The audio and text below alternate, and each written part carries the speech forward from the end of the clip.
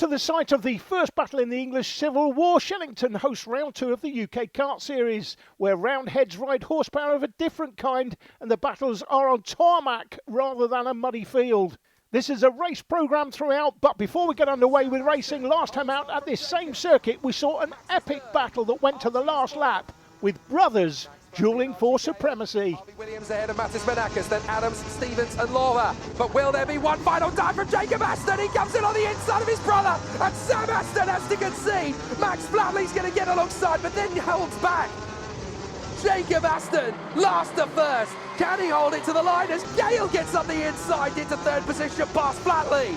So now it's going to be a drag race.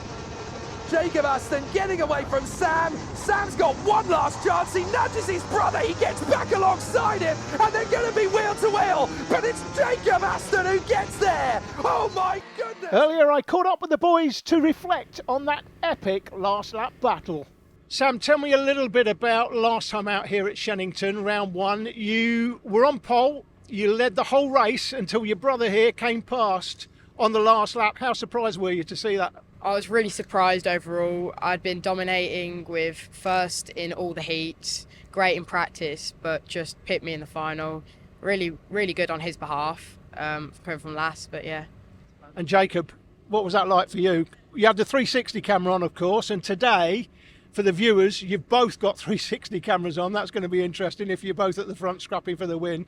But what was that like for you that weekend? You started last. Why were you starting last on the day? What happened? Well, in warm-up, we felt like I didn't get the power off the corners, so we changed the fuel pump, and then annoyingly we put it on the wrong way. So we had an issue in heat 1, which meant I had 0 points. So we knew I was going to be around the back for the start, but we didn't know where. So I just went in without a plan into the race, hoped I could get past a few people one by one every lap, and then I just made my way up to second in the final lap, and then just found my way through.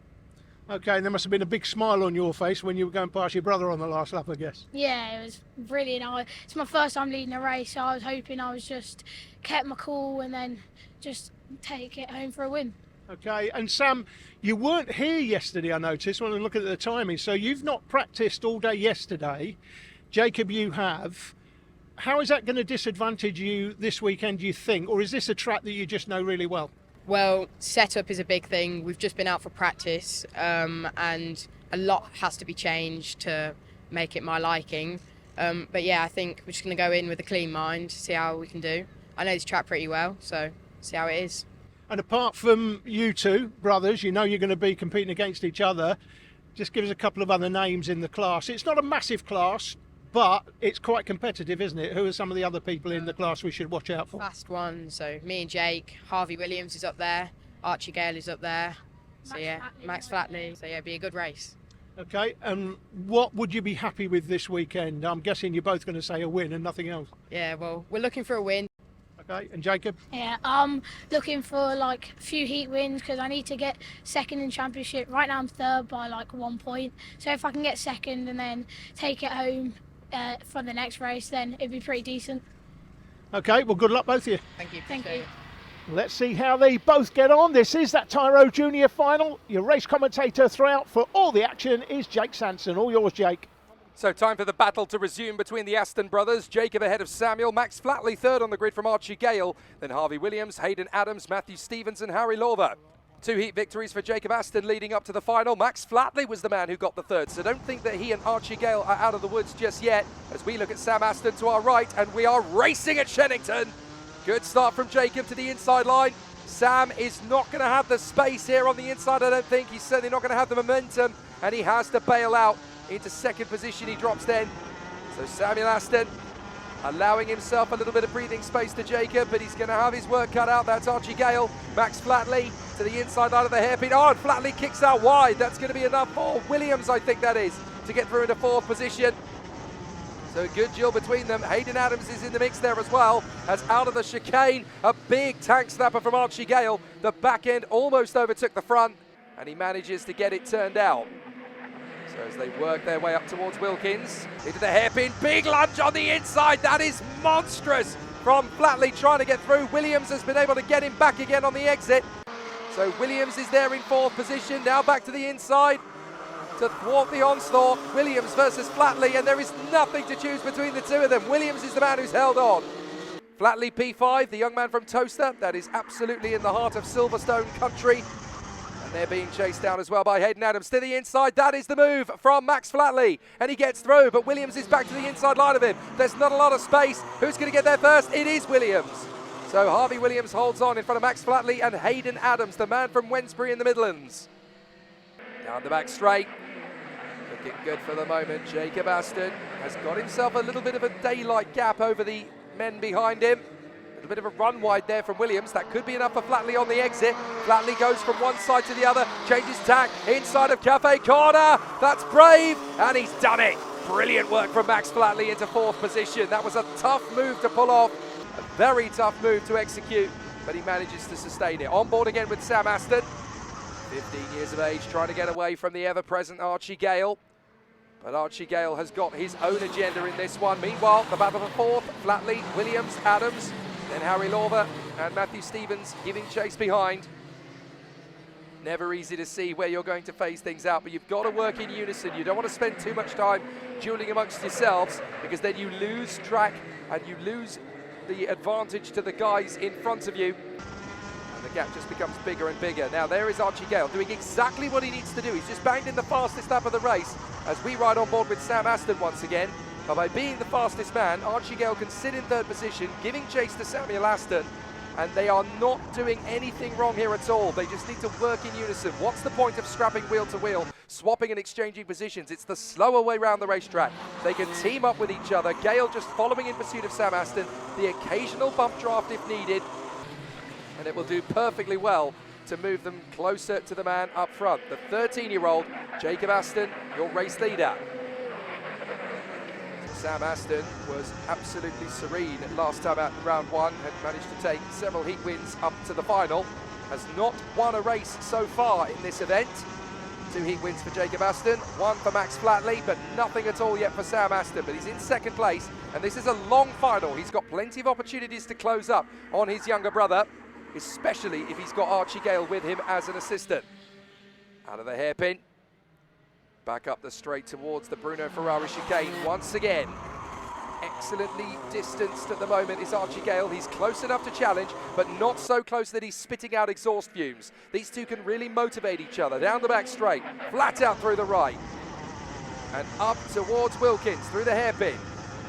Excellently planted. This is not too bad a job for Williams and Flatley now. Williams is back in front of Max Flatley. I didn't see where he did the job, but Williams is back into fourth place now. But Flatley has responded with the new fastest lap of the race of 44.3. So excellent work so far as we go back on board with Sam Aston. Look, that gap to his brother is not that big. There's opportunities to get this back. And Archie Gale is actually doing exactly what he needs to do by hunting him down. They can work with each other. Lawver and Stevens are at each other's throats for 7th position. We've always got somebody to race with in Tyro Jr. There may only be 8 karts in the field. It wasn't that long ago that Lewis Hamilton was in a field of 8 in 1998, and that put him into the world of Formula One several years later. Doesn't matter how many opponents you've got, as long as you put on your best showcase for them and against them. Harvey Williams now gets the fastest lap. A series of trades of fastest lap here. Williams is now the fastest man. 44.2 for him. Goes down to the hairpin once again. That gap is not that big anymore between Jacob Aston and Sam Aston. Archie Gale's doing exactly the right thing here. He and Sam Aston are slowly eating up the road. It's never going to be a significant gain in these karts when everybody has the same equipment. It's all about momentum, it's all about patience, it's also about who looks after the tyres best. And at the moment, it's pretty even Stevens, I have to say, but a very good execution at the moment from Sam Aston and Archie Gale in second and third. Look, the gap has visibly come down again. There's not much to choose between them, but Archie Gale is slowly falling away a little bit as Max Flatley gets a 44.1 now out of this kart. We could even hit the 43s before too long. So Aston, Gale, Williams and Flatley. That's your top 5 at the moment. Max Flatley really wanting to get back on terms with Harvey Williams in the battle for 4th position. On board again with Sam Aston through the Bruno Ferrari chicane, down the back straight, up to Hanger, and then they will go on the brakes for Wilkins. So This is where, look how close Archie Gale isn't anymore compared to Aston. Aston has slowly started to drop him. So Aston is now gaining a little bit of ground on his brother Jacob. Over the line, very fast lap times coming in from the competitors. Jacob in front of Samuel and Archie Gale. Run through Cafe Corner, Harvey Williams and Max Flatley still fairly even. Hayden Adams is actually dropping back a little bit here in 6th position. He doesn't quite seem to have the legs that he did at the start of this race. And unfortunately, the momentum has fallen away with him. So he's there in no man's land in P6. Meanwhile, Lorver and Stevens still going at it. They've swapped positions twice on this lap. Pick an overtaking move, pick a corner, and you might have an opportunity to do something about it. But for the moment, Stevens can't get past Harry Lorver. They go down the back straight, up towards Hanger, through the right hander. Oh, that was beautifully placed by Harry Lorver. No chance at all for Stevens to get up the inside line. That was textbook defending through one of the fastest parts of the course there as Harvey Williams bangs in another fastest lap. 44.104 for him now. So the pace is definitely getting quicker all the time. But has he got what it takes to carry Max Flatley with him onto the back of Archie Gale? They've got a lot of ground still to make up.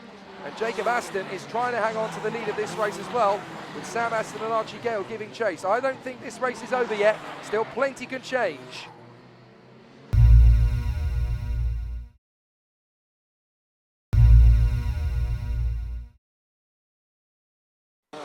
Continuing on here in Tyro Junior, Jacob and Sam Aston battling for the victory. Archie Gale has lost a lot of ground over the last few laps, and now Harvey Williams is putting a lot of pressure on him as they head up to the hairpin once again. So this could be an opportunity for Harvey Williams to have a look at 3rd place. Max Flatley has lost a bit of ground to him. So Williams putting pressure on Archie Gale as they go through the Bruno Ferrari chicane, up to the straight at Hanger. This is where you're going to see a little bit more pressure on the man in 3rd position. Williams trying to find the move to the inside line, but Archie Gale protects that well. Off the turn, he's going to go slow in, fast out, but it's going to be even better of a run from Harvey Williams as they go into the final lap. He's going to try and carry it right round the outside. Can he make it stick? No, he can't, as Archie Gale has held on to it. So an interesting one all the way through, but it's not quite been the way he would have wanted it to go. Jacob Aston leads Sam Aston as Harvey Williams tries every trick in the book to get ahead of Archie Gale, and he might just have an opportunity in the hairpin there. Meanwhile, the two brothers having a great race of it, and Jacob Aston looks as though he's going to make it 2 final victories in a row as we ride on board with Sam Aston, watching his younger brother approach Wilkins Corner. And he's gone wide! He's gone wide onto the marbles! I can't believe it! He's run too deep, hit the marbles and drifted out wide. Sam Aston's picked up the pieces and taken the victory away from his younger brother. Incredible, and Harvey Williams has done the same thing to Archie Gale on the final lap ahead of Max Flatley in 5th. So a dramatic final lap as Sam Aston snatches the win away from Jacob Aston.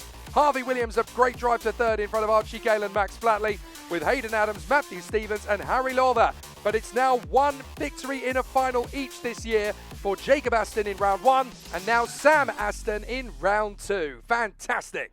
The next race up is for the youngest drivers in karting. The Bambino classes are for drivers from 6 years of age. There are 4 drivers at the front of the field on electric karts, the mighty Bambino karts, with the remaining drivers using Coma engines. Here's Jake with the grid positions. Elliot Hitch and Harry Wass on the front row of the grid, with EJ Dara and Oliver Reynolds for the quartet of mighty Bambinos. In the Comas, Matthew Pearson is ahead of Alfie Ward on the grid from Buddy Dorr and Rafe Verdi. Then it is Max West, Arthur Etherington and Jasper Reed, as the Bambinos will be going from a standing grid start. Only them and the Honda Cadets have standing starts in the United Kingdom in karting. So let's see how the mighties get off under starters' orders. And we get the Grimard to go in both classes as Harry Wass gets a slightly better launch than Elliot Hitch. And that's going to be enough to carry the momentum into turn 1. I think Alfie Ward has still held the lead in the Comas and the front end and has absolutely stormed away from the rest of the pack. Not that far away from the mighties as they move forward. But a terrific start from Harry Wass, who managed to get in front of Elliot Hitch there initially. So as they battle their way through, it is going to be an interesting one for the contenders as they charge forward. A really exciting battle, but it's the 3 men up front who are having a very decent time of it. Oliver Reynolds has dropped back in the pack. So while there are 4 mighty Bambinos in the field, you can see there that the 77 is having a difficult one. Matthew Pearson, though, leading in the Coma class, up against it with Oliver Reynolds now in the gaggle of the Coma Bambinos. But up in front, no problems at all, as our trio of leaders continue their way. Harry Ross did get the initial lead off the launch, but Elliot Hitch had the inside line for turn 1, and so that's why he is leading the way. It's also why the timing screen briefly tells us that Harry Ross is in the lead, because he certainly was at the launch, but now he's going to try and get the move on the inside. This time he actually does lead. So Harry Ross has taken the lead into the first turn, and there's already a nice shuffle of the deck in the Comas as Matthew Pearson leads the way from Ward, Dorr, Verdi, West, Jasper Reed and Arthur Etherington, with Oliver Reynolds in the middle of that gaggle of karts. And up the inside, Harry Ross again controls his position from Elliot Hitch. No sacrificing of any easy victories today, as Harry Ross looks for his opportunity and squeezes Elliot Hitch onto the dirt nearly. Goodness me, that was good positional play from Ross to basically force Elliot Hitch to back out of the charge. There was just about enough room for him to do that, and it doesn't really compromise Elliot Hitch in terms of speed either. Got to remember that in these Mighty and Coma Bambinos, the karts are a lot shorter, they're a lot narrower as well. So there's a much bigger racetrack to play with than there would be, say, in the junior and senior classes. So a lot more opportunities to go for a move. Elliot Hitch is thinking about it round the far side to get through up to Cafe. He can't quite make it. He has to sit behind Harry Ross a little bit longer, with EJ Dera just waiting for his moment behind. And as they work their way up to the hairpin once again, it's not going to be an easy one for Elliot Hitch to get back in here, but that's because Harry Ross is doing what he needs to in the defensive line. Goodness me, he almost clips the front end of Elliot Hitch there, getting back over to the racing line. He was defending quite valiantly there. There's a little bit more fluidity with these racing lines in the Bambino classes because you've got such a lower top-end speed and a much bigger racetrack to play with, as we mentioned before. So there's a lot more that you can do, as Hitch has got the run off the chicane to the inside line, and he's there. That's nicely done from Elliot Hitch. No worries at all to get ahead of Harry Ross. So Harry Ross is now going to have to do his best to get back into position again. Down the straight, and Elliot Hitch is keeping it nice and tidy to the inside line, but there's not a lot of racetrack that Harry Ross can usurp to get around the outside into Cafe Corner. And EJ Dera is just being very smart and watching it all unfold. In fact, he set the fastest lap in his attempts out of Cafe. Ross alongside Hitch. They're going to go side by side nearly down to the straight and then up to the hairpin that completes the lap. One on either side of the circuit. Hitch has got to be careful when he comes across the course in front of Harry Ross. You have to know that you're not alongside the man to be able to chop across him like that. Good spatial awareness then from both racers as Hitch and Ross stay out of trouble. Meanwhile, we've got a battle between Matthew Pearson and Oliver Reynolds, which is the leader in Coma Bambinos versus the tail man in Mighty Bambinos. Out towards Wilkins again, and Harry Ross trying a new tactic, putting Hitch under some pressure in the hairpin, trying to get a slow in, fast out approach. Does look like he's got a bit of racetrack here that he can take advantage of. They come off the turn again and over the line. Still quite a bit to be done here in this race as Harry Ross really fancies his chances again. Elliot Hitch through Cafe Corner, and EJ Dera still looking pretty quick. His best time is a 1:01.7, but we've got 1:01.5s now from the men in front. It's going to be side by side down to the braking zone again. Harry Ross on the outside and again chopping across. Elliot Hitch maintaining his advantage and making sure that there's no switcheroo from Harry Ross, although he nearly ran wide there to give him an opportunity. So he was very careful about where he placed his kart. EJ Dera just trying to stay with them at the moment. That's half the battle in these races. When these two are pushing each other hard but fair, you've got to stay in the battle as much as possible. Now Oliver Reynolds has got himself ahead of Alfie Ward, and that's Buddy Dorr giving chase behind them. So Matthew Pearson, having got into position as the leading Bambino Coma racer, has now pulled clear. Here are the race leaders again in Mighty. Hitch, Ross and Dera.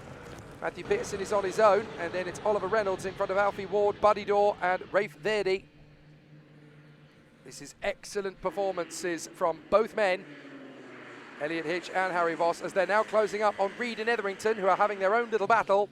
And that's the thing at Bambino level, you do hit traffic, so you've got to time the traffic well. It's a skill that you'll need later on in life, particularly at the Nürburgring, at Spa and at Le Mans. So learning at a young age how to work your way through traffic, how to be patient, how to wait for your moment, just as Hitch and Voss have done here. They picked their moment beautifully on Reed and Etherington. No worries at all. And that's Etherington actually using the opportunity to get ahead of Jasper Reed. And they're going to go 3 wide behind as EJ Darrow picks his moment. Beautifully done. And now Etherington is going to lose out to Jasper Reed again. So that's how quickly things can change in the Bambinos. And up on the curbs nearly from Harry Ross to try and get on the inside of Elliot Hitch. Has not been able to sustain the overtaking chance. So he has to wait for another chance again. Up through Cafe Corner. Very aggressive stance from Ross, but also a very tactical one from Elliot Hitch. Both doing exactly the right things here to get the win one. And it's a dummy nearly sold there by Harry Ross. Now, if he committed to that, he might have been able to get the overtake.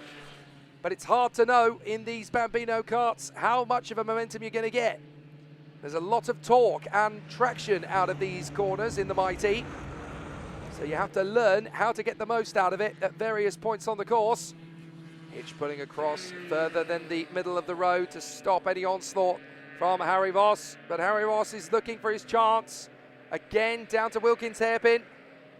Middle of the road stuff from Elliot Hitch. Excellent, but good reactions too from Harry Voss. Looking for that tasty little gap on the inside line. He's not going to find it over the curb. They go across the line to start another lap. And Hitch and Voss are still absolutely even. Nothing to choose between them in terms of lap time. Nothing to choose between them in terms of racecraft. It's all going to come down to who makes the mistake first here, essentially. But neither driver looks like they're going to be particularly sloppy. Harry Voss looks committed and dedicated, but when he's in the lead, he looks just as tactical and just as wise to place his kart as Elliot Hitch does. Really is stalemate between these two. They're going to go nearly side by side up to the chicane. Voss decides to be smart, sits and waits at the chicane rather than just pounds in.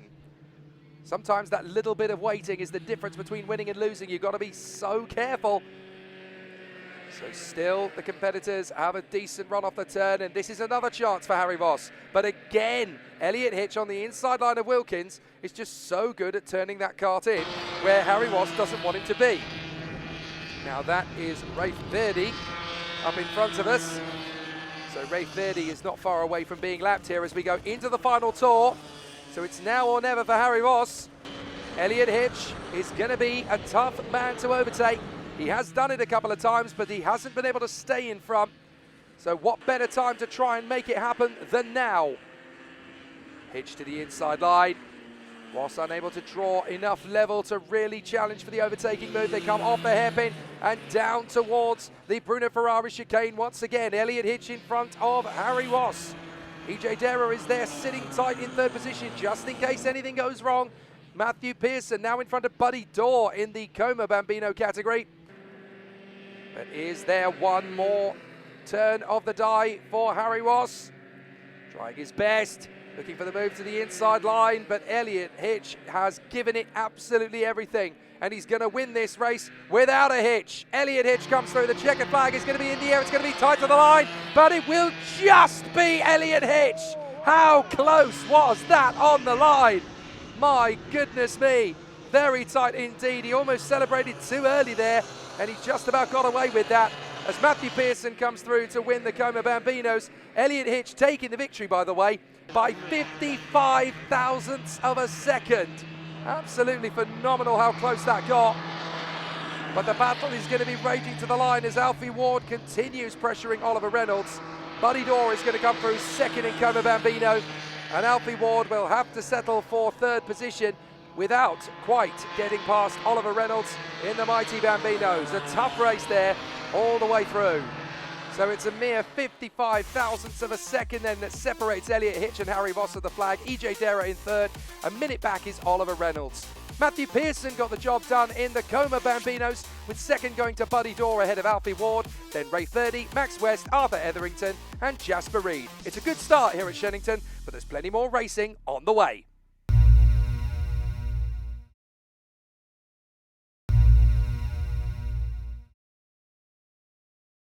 It's Honda Cadet time here at Shenington, and what a front row. Francesco De Caro versus Charlie White. Then it's Ollie Knox and Nikita Roberts chasing them down. Alistair Saunders and Ben Bowers on third row. Bradley Sutton, Lorenzo Martin, Ted Fry, and rounding out the top 10, the second of the two ladies, Layla Berryman.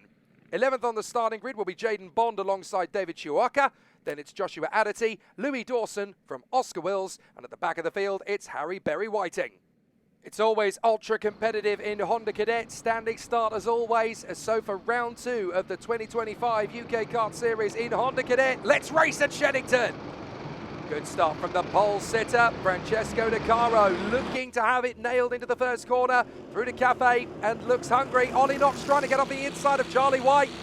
Not quite sure he's going to have the momentum, and indeed he does not. He has to slot back into third position. So White is already hunting down Francesco De Caro, who gestures to the men behind. Come on, let's go and work away from the rest of the pack. Down the inside, De Caro runs wide. Francesco De Caro runs wide. That's enough for Charlie White to get through, and I think Ollie Knox is going to get there as well. He does, into P2. That is not what Francesco De Caro needed on the opening lap of this race, and now he's having to play catch-up. White is your leader, Knox in second, De Caro third, Nikita Roberts in fourth. And the young lady from Dorset working hard to try and get into third position with Saunders and Bowers behind her. There might be a chance off the turn. Well, De Caro manages to fend that one off nicely. So White is your leader, then Knox, De Caro, Roberts, Saunders, Bowers, Sutton, Martin and Layla Berryman in 9th place ahead of Ted Fry. Good start as they run wide there from the lead. Charlie White just about manages to salvage the lead as he came through Cafe. That was so tight. And now it's really shaking things up as Knox is trying to go for the inside. De Caro is going to get through into second place, past Knox. Nikita Roberts might get a shot as well. Well, De Caro is through for second for the time being. Charlie White has now got the lead in this race, but De Caro is getting assistance from Ollie Knox as they get back on terms with White. 4th position for Roberts. And the 4 of them have broken clear a little bit of the rest of the pack. Looks to me as though it's going to be pretty plain sailing. Down to the hairpin. Oh, and a big charge up the inside line there on Saunders. I think Bowers got through, and it looks as though Lorenzo Martin is going to try and get through to the inside line there as well. And they go 4 wide for 5th position.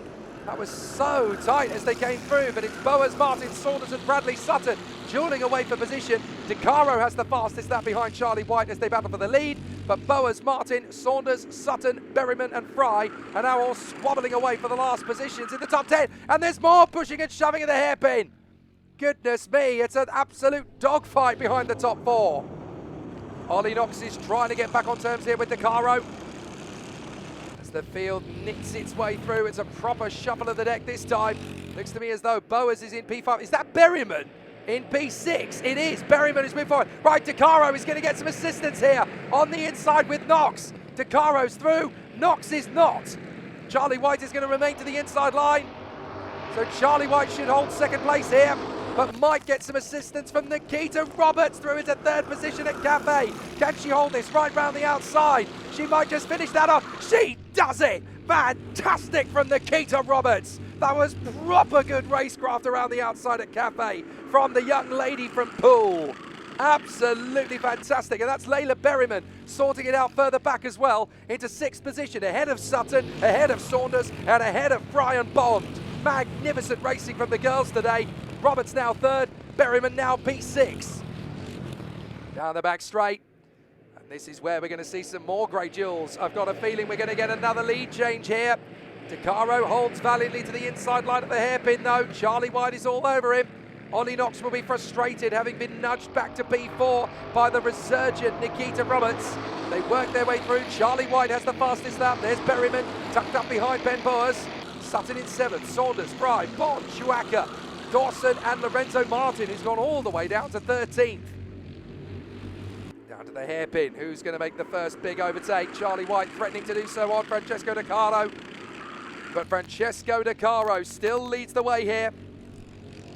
Charlie White 2nd.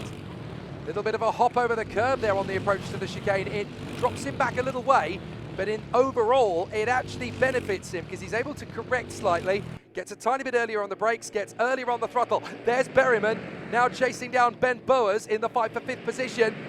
So that is Sutton trying to get on the inside. Lovely move from Sutton. And through with him goes Silas Dare Saunders at the expense of Layla Berryman, who drops back into 8th position once again. What can she do to retaliate? Because Sutton and Saunders have absolutely stormed it there. Saunders has actually got ahead of Sutton. So it's a tricky one there. I don't really think Layla Berryman can argue about the validity of that move. There was nothing wrong with it.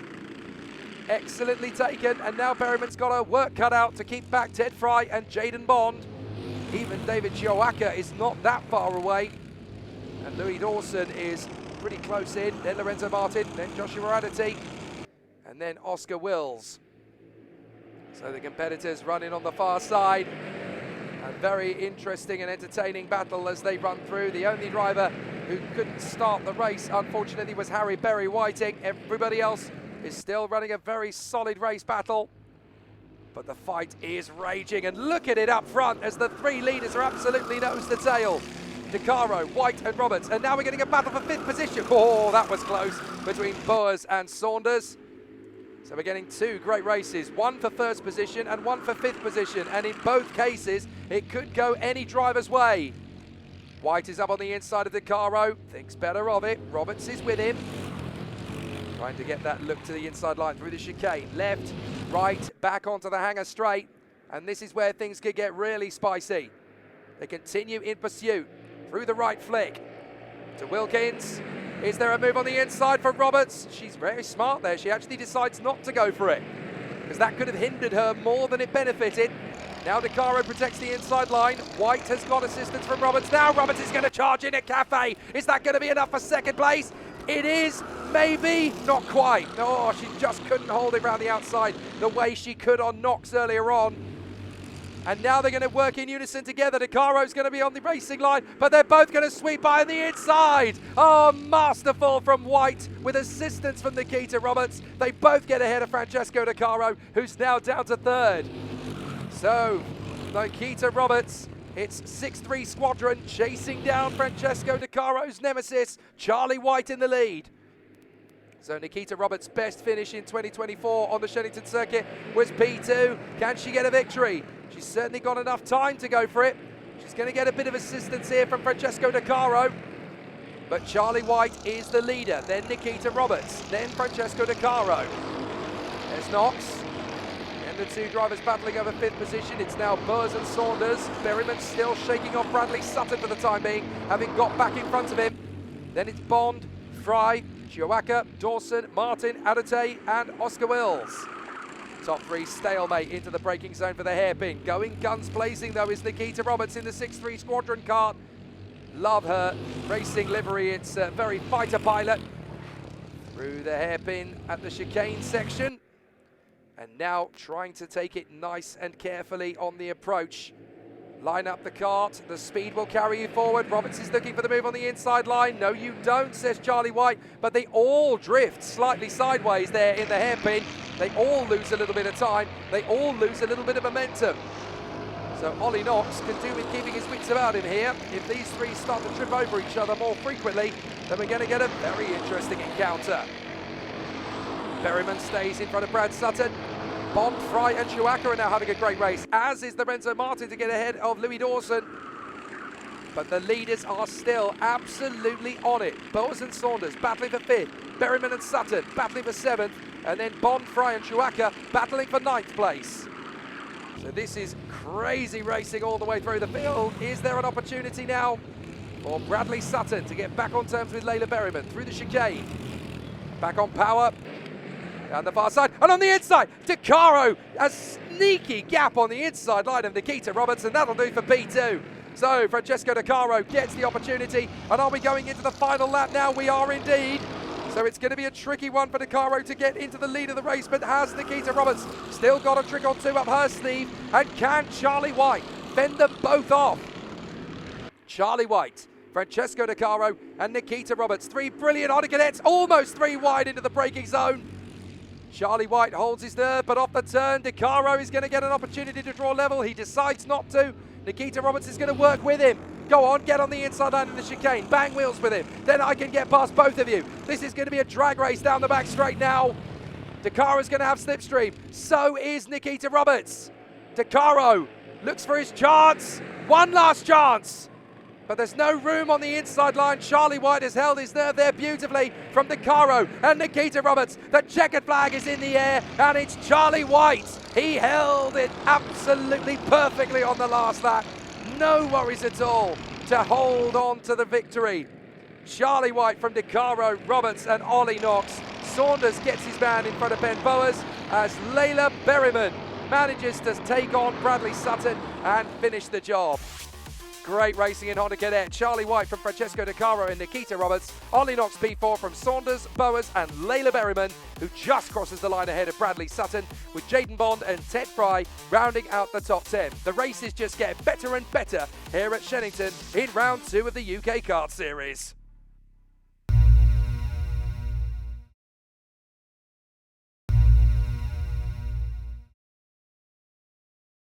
Back to the rolling start brigade as we go into the Junior Pro Kart Extreme Final. Joshua Sullivan and Ian Bagger from Max Mannion and Rowan Marshall, Daniel Karazinski and Finley Worthy from Isaac Hobbs, Charlie Brooks and Finley Iron. Now Ian Bagger is going to be a tough one to beat today, but Josh Sullivan has the pole position. We are under starters orders at Shenington and through to the first corner. The drivers slide their way through. It's nearly 3 wide as the competitors are already getting stuck in. Ian Bagger really fancies his chances, but he's only second at the moment behind Josh Sullivan, who holds his nerve for the lead. Up to the hairpin for the first time. Mannion wants to get himself in there as well. He's prepared to roll his sleeves up in the hairpin as the rest of the field squabbles for position. So Ian Bagger finishing up in second place on the first half of the first lap. But there's a lot more still to do. Bit of a slide in the inside line there from Finley Iron to try and have a go at Charlie Brooks on the first lap. Mannion in the white chassis, third position. Trying to go for the moves here is Ian Bagger. Having a think about it on the inside, but Joshua Sullivan protects his position. They come off the turn and they complete the first of the 16 laps. Sullivan, Bagger, Mannion, Karazinski. Then there's a bit of a gap back already in 5th place to Charlie Brooks, with Rowan Marshall, Isaac Hobbs, Finley Worthy and Finley Iron all still scrapping for P5. So 2 groups of drivers. Sullivan holds it for the moment. Bagger looking for his line on the inside line. He's not going for it, but he was a bit tentative about the decision, as on the inside that is a move for Rowan Marshall. He gets ahead of Charlie Brooks. So that is a big battle further back. There's still so much to do here at Shenington. These 2 fantastic battles just will not cease as Ian Bagger looks for another chance here on Joshua Sullivan. Through the flat-out right-hander, there's a gap opening on the inside line, but he decides not to go for it. And that's going to hold him up, because here comes Mannion. Mannion looks for it. Karazinski thought he could take the opportunity. The concertina effect there of one driver failing to make the move meant the second one went for it, the third one tried again as well. And that was very nearly a messy end for the 4. So Sullivan, Bagger, Mannion, Karazinski, no change, although Dan Karazinski has now got the fastest lap of the race in the bag. Still going to be interesting to see when the tactics are going to take place and who's going to get that ultimate move for the position. Karazinski just trying to chase down Mannion, while Mannion chases down Bagger, while Bagger chases down Sullivan. A little bit of a gap forming in 5th place now as Rowan Marshall has really settled in to that P5. Not a lot that Brooks, Hobbs, Worthy or Iron can do about it at the moment. As on the inside, Bagger gets his moment, and that's going to be enough to get into the lead. But there's a little bit of a love tap on the front fairing as he went by. I'm not sure that he was expecting to go for an overtaking move on that corner, but the gap opened up. He decided to put his kart in the inside of it, and that'll do for the moment. So Ian Bagger now takes the lead from Sullivan, Mannion and Karazinski. So a very exciting start to this race, but there's still so much more to do. In Junior Pro Kart, you never quite know which way the wind's going to blow. Down to the inside line, and the battle for 6th is still going strong. It's now Hobbs in front of Brooks. Worthy and Iron are still hanging on. Chicane left, chicane right. Down the back straight. Ian Bagger, having worked himself into the lead, brilliant. Now I'm leading. Will check over his shoulder at the first available opportunity and realise that the work is not done. Far from it. It's only just starting as Josh Sullivan reels him in again. Little bit of a love tap just to remind him I'm still here. Don't think for a moment I'm going to let you ease off the power. There is the battle still going strong for 5th place. Now that Hobbs has been released from the pack though, he's putting Rowan Marshall under some pressure. So I don't think Rowan Marshall's going to have 5th position secure for the moment. He's going to have to work hard here to keep Isaac Hobbs behind him. Through the quartet goes up front. No change. Bagger, Sullivan, Mannion and Karazinski. Still a good battle going on here as well. Marshall versus Hobbs. Here comes Worthy. Worthy trying to go round the outside to get ahead of Charlie Brooks. No, thank you, says Charlie. That's not going to work. As they still continue this magnificent battle, there is very little opportunity on the way to Wilkins. Going into Wilkins, however, There might be an opportunity, and on the inside, Iron battles his way through on the inside of Finley Worthy. He will not at all be happy with that, but there's not a lot he can do about it. The deed is already done. Top speed still going strong for Bagger, Sullivan, Mannion and Kadaszynski up front. Marshall has got pressure now from Isaac Hobbs, as we know. Brooks in 7th, and Iron having worked his way ahead of Finley Worthy. So here are the 2 duels in the top 4, because now there's daylight between Sullivan and Mannion. So Iron Bagger versus Joshua Sullivan for the victory. Max Mannion and Dan Kadaszynski for 3rd. This is all going to be about momentum, but it's also a little bit about confidence. Let's see who's got the most of it. Sullivan round the far side of Bagger, and on the inside for 3rd position, that is Kadaszynski finding the gap and making his play ahead of Max Mannion.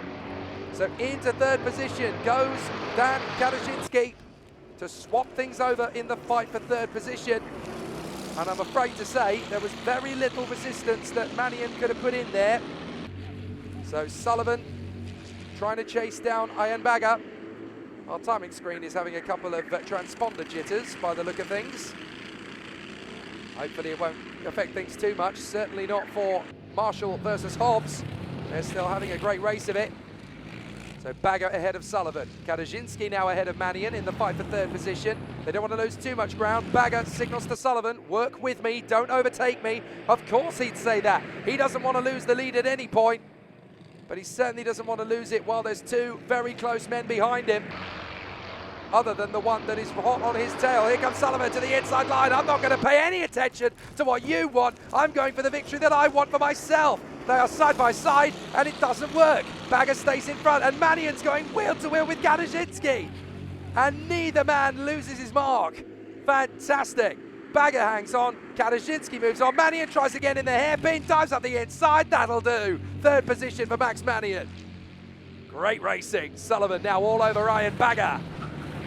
Chicane once again. Mannion has taken quite a fair time here to get himself into the position he wants, but now he's in pole position to go after the leaders. If Bagger and Sullivan have any shenanigans, it's going to be Mannion that benefits. No, it's not. Kadaszynski back on the inside line, retakes 3rd position. 2 moves for 3rd place in 1 lap as they swap it over. So Kadaszynski rejoins in 3rd place after the hairpin and resumes his charging guard, but he runs a little bit deep at Cafe. You've got to be so careful. You don't want to get too far onto the marbles there, because that is how you can create a spin or even a trip to the barrier itself. Off the turn. Still Iron Bagger just controlling his race. He does not need to put too much intensity into this. Just keep it tidy, keep it balanced. Don't overexert yourself. Don't overwork it.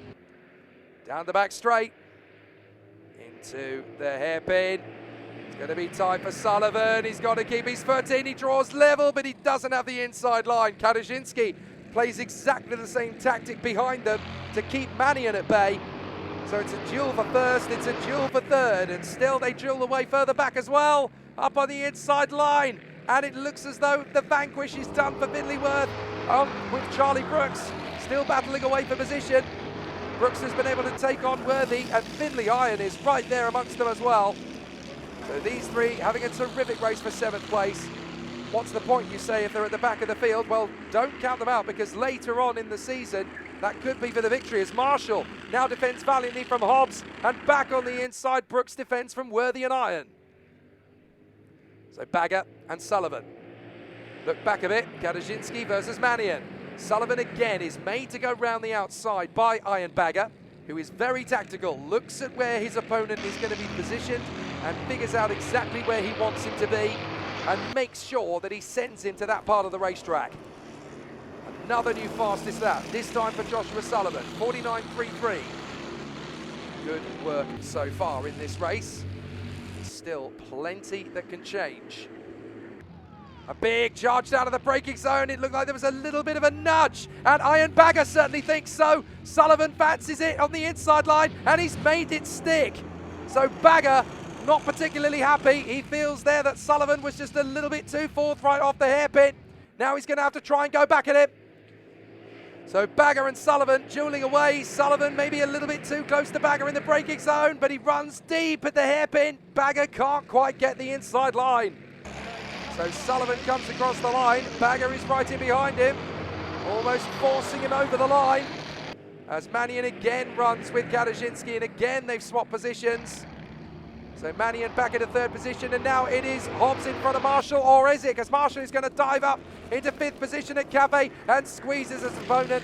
Excellently done. Meanwhile, Worthy is back in front of Charlie Brooks, with Finley Iron still giving chase. Everywhere you look, on nearly every lap, even in a field of 9, there is still great action and magnificent racecraft.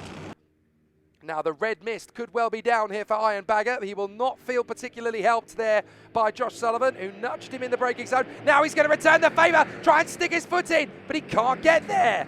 Sullivan drifts wide. Bagger can go slow in, fast out. Maybe he can get the momentum down to Cafe. It looks fast, it looks quick, but Sullivan's parked his kart right on the apex where Bagger needs to be. Good work again from Katarzyński, but Manion is back to the inside line. They're still side by side, these two. There's not a lot of racetrack left on the grass, Katarzyński, as Manion finishes the move. Well, that was completely authoritarian from Max Manion. And now Bagger is looking, frankly, rebellious behind our race leader, Josh Sullivan. You nudged me, maybe I can nudge you and make it look like I didn't mean it either. Down the back straight. To the flat-out right-hander. Now a big charge towards Wilkins. Bagger fancies it, but that gap is staying firmly shut. Bagger working so hard to get back on terms with Josh Sullivan as they work their way across the line again. Bagger's going to get his opportunity though on the inside line. He makes it stick, slides in, and Bagger's still there. Oh, spin! Spin from Sullivan! He tried one trick too many. Tried to get back on the inside of Iron Bagger and spins off. Well, here it is again. Bagger's got the mind on the inside line. Sullivan fancies to get back on the inside. They just bang wheels, and it's Sullivan that pirouettes around, not Iron Bagger. At the same time, Manion and Katarzyński were side by side. So that was pretty decent stuff. Now we've got a duel for second place between Manion and Katarzyński on the final lap of this race. It's absolute heaven sent for Iron Bagger, but can Katarzyński get there? Side by side at the right kink. Up to the hairpin. Manion trying his best, but he's going to hold up Katarzyński. Bagger will take the flag. He'll be delighted about it. But who's going to get second? It's going to be Manion. Max Manion just beats Katarzyński and Sullivan over the line. My, oh my, oh my. Junior Pro Kart Extreme absolutely delivering right to the finish line. Even Marshall and Hobbs finished their battle amiably, but very, very quickly indeed. Worthy ahead of Brooks and Iron. That could turn out to be one of the duels of the season. Iron Bagger ahead of Max Manion and Dan Katarzyński. Josh Sullivan will be spitting fumes after that one in P4. Rowan Marshall ahead of Isaac Hobbs. Then Finley Worthy, Finley Iron, and Charlie Brooks finish off a fantastically close race. There's still more to come here at Shenington.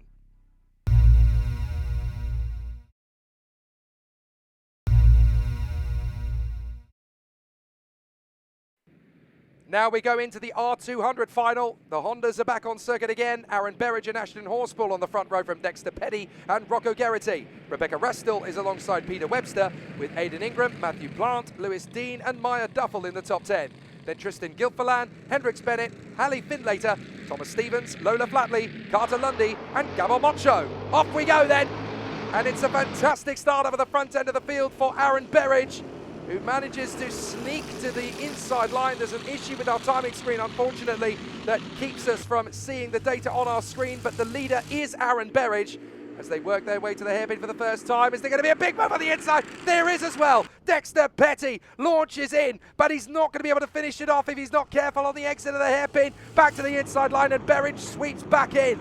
No second chance needed there for Aaron Berridge. He is absolutely on it to take it back from Petty. So a very close run thing as Aaron Berridge looks for it, and Horspool is getting racy in behind Petty as well. Petty tries, dives up on the inside, gets on the curb, can't quite get up on the inside line, and now Horspool has got alongside Dexter Petty. They run close to the line, and it's Berridge ahead of Horspool, Petty, Geraghty and Restall. Matthew Plant in P6 as well. Back down the inside, Petty retakes second place ahead of Ashton Horspool in Cafe Corner, and as they charge back to the hairpin on the right-hander once again, Ashton Horspool now has to try and find another opportunity on Dexter Petty as the top 5 run in unison. Berridge, Petty, Horspool, Geraghty, Restall. 6th position for the moment, Matthew Plant in front of Lewis Dean, Peter Webster, Aidan Ingram and Mia Duffel. Then Hendrix Bennett, Tristan Gilfillan. Looks like a very tight R200 race though as they work their way back to Wilkins once again. Expect big things from Petty. He's going to have another look here to the inside, is he? Well, no, he thinks better of it this time. Berridge is able to hold the lead from Petty, Horspool, Geraghty and Rebecca Restall. They go over the line one more time. Fastest lap of the race from Dexter Petty. So he's got very quick moves here. Trying, of course, to emulate his namesake, Richard Petty, the king of NASCAR. No relation, of course, but that's a fantastic surname if you're a racer. Now Petty is going to try and dive in, though, from absolutely nowhere. A little bit of assistance from Ashton Horspool, and that's enough to put Dexter Petty into the lead of this race, ahead of Aaron Berridge. Horspool not quite able to follow in behind him to take second position away. I know that was the tactic, but it just hasn't quite worked out in execution. So now he's going to have to try another trick or two. Through the right-hander. Up to the hairpin, there could be another chance, but Berridge wants his man on Dexter Petty as the timing screen returns. So Petty is your leader, then Berridge, Horspool, Geraghty, and that's Matthew Plant now in front of Rebecca Restall. They go sideways through the first couple of corners. There was nothing to choose there between Matthew Plant and Rebecca Restall. 5 versus 42, and there really is very minimal gaps between the two racers. I think on this occasion, Plant has been able to hold on there from Restall with a big dive up the inside from Aidan Ingram, I think, on Lewis Dean. Berridge still maintains second position ahead of Horspool and Rocco Geraghty. So the top 4 is well clear.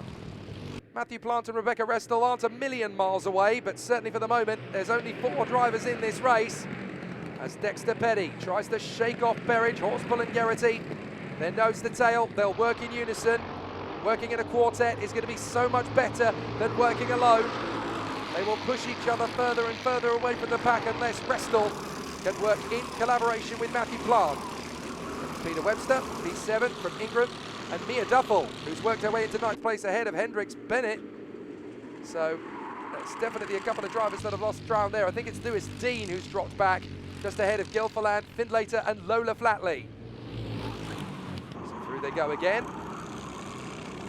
Out of the chicane, it's all looking pretty tidy in the midfield as well. Behind Lola Flatley, we've still got that great duel between Thomas Stevens, Carter Lundy and Gabo Mocho. So Gabo Mocho is the newest face in the field. And a very competitive field to throw your hat into the ring of here as well. But the more races you do, the higher up the ranks you climb. A lot of these drivers will have started in their categories towards the midfield or the tail end even of their fields. All it takes is practice, experience, determination and will.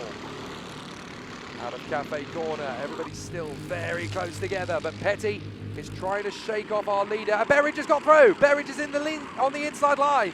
So Berridge has managed to make that stick. We've been focusing on the midfield, but I can tell you that Berridge has got into the lead ahead of Dexter Petty. So now it's going to be a chance for Horspool and Geraghty to see if they can take the move. There is the confirmation. There's Berridge in front of Dexter Petty. Horspool, 3rd position. Rocco Geraghty's lost a little bit of ground here.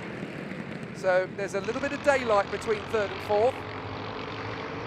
So if I'm Rocco Geraghty, I'm just resetting, regrouping, getting back into the opportunity, seeing if there's another chance later. There could still be some fascinating battles to come in this one. Through Cafe Corner, it is a fantastic midfield at the moment. Webster, Ingram, Bennett, Duffel, Dean, Findlater. So many personal bests on that lap alone, and that's because they're racing in unison. They are working together in collaboration.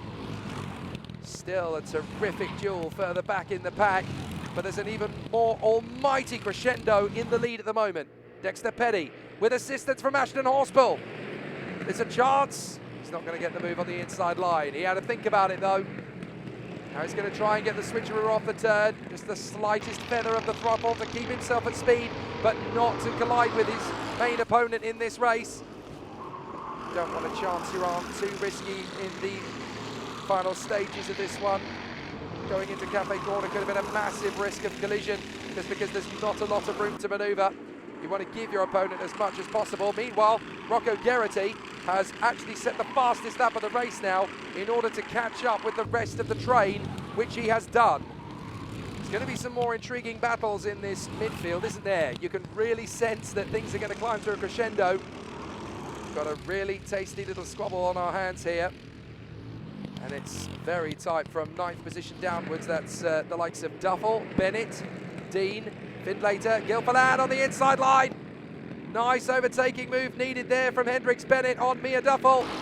So Bennett is going to move up there into 9th position. Timely overtaking move there into Wilkins. And that is the textbook kind of overtake that you want to find every single race. But you take those moments when they come to you. Dexter Petty all over Aaron Berridge once again, with Ashton Horspool and Rocco Geraghty giving chase. This is not going to be easy to settle or sort out. That was 2 words crammed into one there. Save time.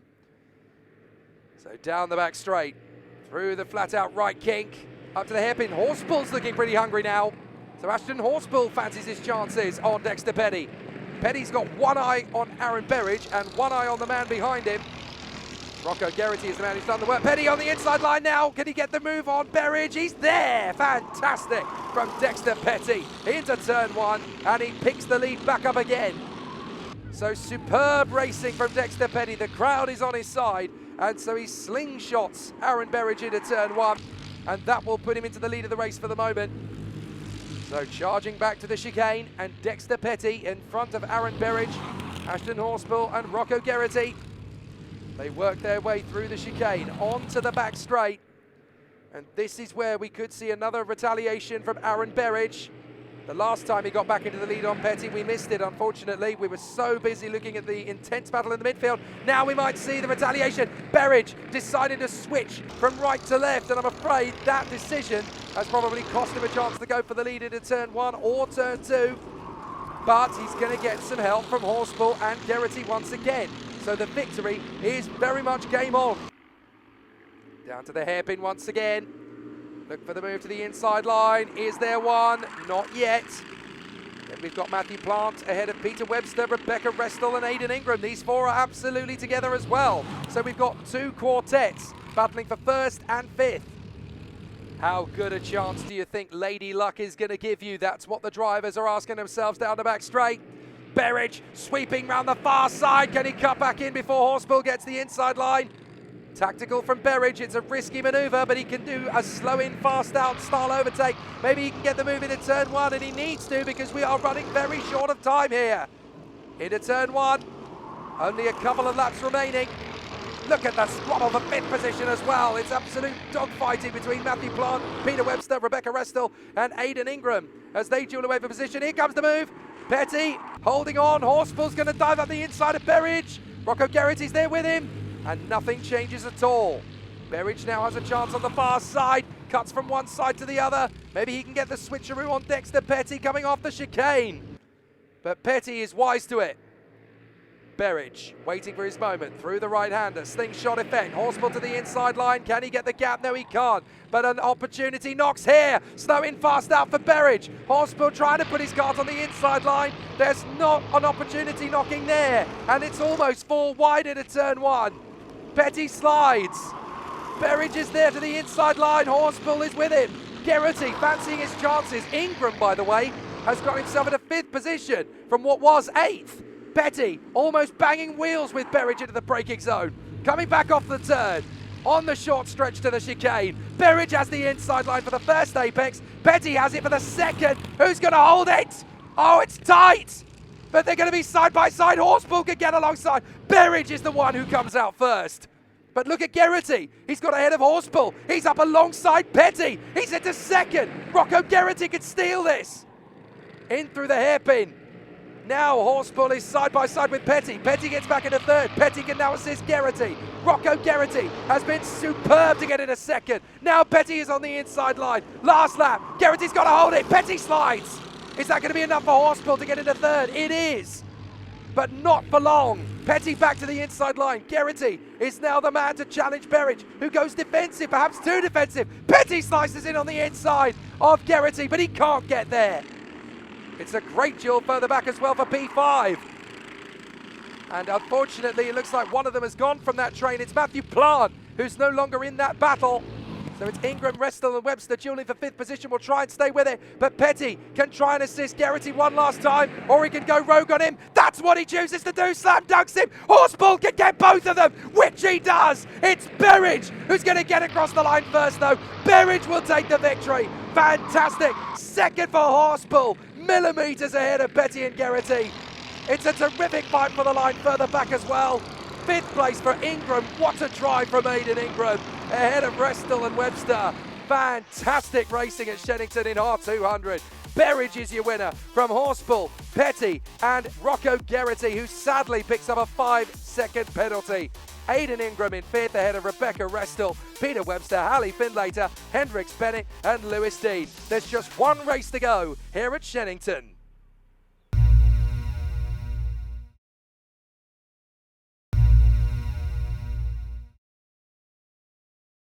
Welcome back to the UK Kart Series Senior Pro Kart Final. Up next, but in an earlier heat, this happened through Cafe Corner. 8 karts involved, taking the tyres out and the camera. Don't worry though, it's a Sony. Takes a licking, keeps on ticking. Here's Jake with the grid positions for a full 34 kart grid. Let's get busy. Charlie Bingham and John Hogan on the front row from Aaron Lord and Austin Monday. Peter Stott and Mick Lord from John Tibesic and Danny Bean. Ben Morby and Jack Dunbobbin, rounding out a very competitive top 10 indeed. 11th is James Drabwell from Oliver Hall and Carl Ruddock. Ronnie Rowe, Reese Bright, Finley Marshall, Zach Dawson and Conor McCarthy from Riley Bowen and Alfie Wilkes. Then behind them, outside the top 20, it is Alfie Wiltshire from Christian Bellaby, Jim Rutledge, Tom Hewland and Micah Rowe, Joe Williamson, Gary Evans, Tristan Deacon, Sean Deacon, Chris Fuller, Chris Fabian, Andrea Brahou Mastieta, and then the last two, Archie Cotton and Paul McNeil. Let's race! A big charge forward to the first turn, and with 34 screaming karts into turn 1, it is go in Senior Pro Kart. This is the main event. This is what we've all come to see, and it's going to be an electrifying race from the start. And Charlie Bingham is trying to put it to sleep before we've even got through the hairpin. Karts going through, trying to stave off the opposition.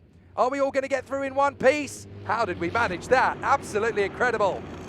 So as the races continue their charge forward, it is a superb start for Charlie Bingham, as now John Hogan, Austin Monday and Mick Lord take up the chase. A fantastic start to proceedings here at Shenington. Not going to be an easy race in this particular category. We saw last time how tough it can get in Senior Pro Karts, and I'm sure we're going to get a similar story today. Charlie Bingham leads the field. Hogan, Monday, Mick and Aaron Lord, then Danny Bean, Peter Stott, Jack Dunbobbin, John Tibesic, James Drabwell, ending up the top 10 with Morby, Hall, Marshall and Rowe. So many drivers to keep an eye on in this race. A full capacity grid of 34 karts at club level. Down to the inside line. Is everybody going to make it through the hairpin? Look like a couple of drivers we're going to try and take a risk or two. And that's the thing. In a 34 kart field, if you're in the middle of the pack, you do not have time to fool around with. You've only got 15 laps. You've got to make your way up to the front. There is no second chance. You can't mess about. If you're in the back of the pack or even in the middle of a pack of 34, every single gap you go in. You do not wait, you do not hesitate, you go for that gap and you make that overtake. You've got to make the progress, so nothing can be left to chance. The 5:08, Charlie Bingham with another new fastest lap of this race. It's still very early days, but John Hogan, Austin Monday and Mick Lord have got to keep the faith here, otherwise Bingham is just going to disappear out in front. Now, if I am the man in 3rd or 4th, Austin Monday or Mick Lord, it's time to stop thinking about the win and start thinking about cooperating with John Hogan in 2nd place. That's the only way you're going to get your way forward to the victory. Charlie Bingham has got a little bit of daylight, and it's quite a significant margin at this early stage. Charlie Bingham, by the way, having done a 49.0, and John Hogan a 49.5. That's the difference. Even in the early stages, a half a second advantage per lap is not necessarily going to be something that can be sustained by Charlie Bingham, but it shows that if you build enough of a gap early, you won't have to worry about looking after tyres, you won't have to worry about how quick the kart is, you'll have the momentum of that gap to keep you in front. So far so good, as Bingham leads Hogan, Monday, Mick and Aaron Lord, Danny Bean, Peter Stott and Jack Dunbobbin up the inside line. Bit of a duel for 4th place between Mick and Aaron Lord. This is not the kind of battle you want to settle with fisticuffs. So as the field works its way through the chicane once again. Nice work if you can get it in the midfield. Lots of opportunities for overtakes here and there. So the 17 of Mick Lord is about to get a move on the inside line from Aaron Lord, who can't get alongside. It's Danny Bean, my apologies. I thought it was Aaron Lord, but Danny Bean had already got himself ahead of Aaron Lord. It was the 23, not the 63, and Aaron Lord is trying to get himself back into it. But he's got pressure on the inside line now from Peter Stott. Peter Stott trying to get at the inside line. Dunbobbin is not far away, side by side, down to the hairpin for 5th position between Bean and Lord, and all 4 of them are going to go together. Oh my goodness, there's nothing in it, and they're 3 wide off the turn. Somebody's got to give way. None of them choose to do so, and the man who keeps his foot in is the 26, Peter Stott. Fantastic racing. Enough of this messing around. We are losing time to the leaders. I'm going to get into 5th position. Follow me. Let's go get them. But there's still battles further down in the pack. And still drivers going for those moves. That's what I was talking about earlier. In the midfield, you don't get a second chance. If there's a gap, you go for it. So Aaron Lord and Peter Stott from Mick Lord, Danny Bean, Jack Dunbobbin, Jonty Bezic, still side-by-side moves coming out of Cafe Corner as the field squabbles its way through every single apex. Now, John Hogan has got a bit of a gap over Austin Monday. The duels for 4th position are accelerating as Aaron Lord now goes wheel to wheel with Peter Stott. Stott is now going very close, swapping paint with Aaron Lord. And there's nothing in it! Oh, they collide! Peter Stott's luck runs out just 1 lap after pulling off the move of the race. He spins out with a bit of assistance there from Aaron Lord. Now, how are the officials going to see that? And look at what it's done to the pack. It's an absolute squabble. This isn't karting, it's NASCAR. Look at it. Amazing stuff as they go through the hairpin. They're all going to squabble across the line together. And what has that done to the deck? It's shuffled it big time. It's now Mick ahead of Aaron, then Danny Bean, Jonty Bezic, Jack Dunbobbin, James Drabwell, and they're still shuffling it as they go through Cafe. Fantastic. Nothing to choose between them. This is what is so sensational about Pro Kart. Once you've got 5 or 6 danders up, everybody wants a piece of it. And we shuffle the deck again in the hairpin. It's almost 3 or 4 wide again in the background. Goodness me, trying to keep up with this is like trying to rub your stomach and pat your head. It's just impossible. You've got too many directions, too many things to think about. But what a duel. And this is Pro Kart vintage at the moment. Down at the inside line, another move could be opened up there. Jack Dunbobbin, take a bow. That was perfectly opportunistic. The smallest of gaps opened up, and he made it stick on the inside. So Jonty Bezic, Ben Morby, James Drabwell, Oliver Hall, Ronnie Rowe, and Carl Ruddock all trying to give chase. Riley Bowen made a couple of places on that lap, as too did Tristan Deacon. But it doesn't matter where you look in this race, there is so much activity, so many drivers choosing those moments. Pro Kart isn't just about winning races, it's about picking off drivers and taking names and showing some attitude out there. There's plenty of gusto on this racetrack as the sun begins to set here at Shenington. The closing stages of the UK Kart Series, round 2 from the Monza of British karting. And we are getting such fantastic racecraft in the middle section of this UK Kart Series race. But there is still plenty more drama to come. Mick Lord runs in 4th place ahead of Danny Bean, then Aaron Lord, Dunbobbin, Bezic, Morby, Hall, Drabwell, Dawson and Peter Stott, who has recovered to 13th place after that little pirouette earlier on. Now he's going to have his own opinion as to how that happened, but he can't be thinking about that right now. Beautifully tactical from Danny Bean as he storms in on the inside of Mick Lord with a crafty switcheroo manoeuvre. All the while that battle's been raging, we haven't even focused on Charlie Bingham. We saw a brief run of him there in the lead of the race ahead of John Hogan. There is Charlie Bingham. He's just had this race all to himself. It's been chaos further back, but one man stands large and in charge up in front, and that is Charlie Bingham, as the rest of the field squabbles and makes every single move count on the inside line. See, even the snifter of a gap, you've got to try and put your kart in there. But Danny Bean storming up in a 4th position with his dummy on the inside of that hairpin move on the last lap. That was absolute masterclass. But it's not over for Danny Bean. Here comes the gavel. Lord. Mick Lord is in there with Jack Dunbobbin, and on the inside of him, that's Jonty Bezic. Some great racing again, wheel to wheel further back. As now towards the braking zone, that is a hard task for Jonty Bezic to fend off from Ben Morby. but there is some sensational racing all the way through this field. That's what we love about Pro Karts, particularly in senior, with a full capacity grid here in the UK Kart Series. Nothing to choose between the races in the midfield. Charlie Bingham, John Hogan and Austin Munday are away and clear, but from Danny Bean in 4th all the way back to Joseph Williamson in 22nd, it is still full guns blazing. Charlie Bingham is on the final lap, well clear of John Hogan, who is also well clear of Austin Munday. Danny Bean, I think, has just about done enough there to hold off from Aaron Lord, but there are still moves being made out of the final hairpin. I think that was a 3-wide manoeuvre, dueling away for 9th place there between Morby, Travwell and Oliver Hall. Zach Dawson fancies it as well, but out of the final turn will come Charlie Bingham as we watch Archie Cotton come through. There is Charlie Bingham, he takes the checkered flag. It's domination from Charlie Bingham. John Hogan in 2nd place, Austin Munday in 3rd, and in the final hairpin we're still getting a few chances, but Danny Bean, take a bow. That was not easy to run to the fast end of the field, and he pulled off some amazing overtakes to make it happen. We finished the day then with a Charlie Bingham domination ahead of John Hogan and Austin Munday. Danny Bean up 4 from 8th to 4th. Aaron Lord in 5th. Jack Dunbobbin up 4 from 10th to 6th. Mick Lord ahead of Jonty Bezic, Ben Morby and Oliver Hall. But yet again, Senior Pro Kart cooking up an absolute sizzler. Next time out, we're at Folbeck in Lincolnshire, where John Hogan will be hoping not to miss the chicane.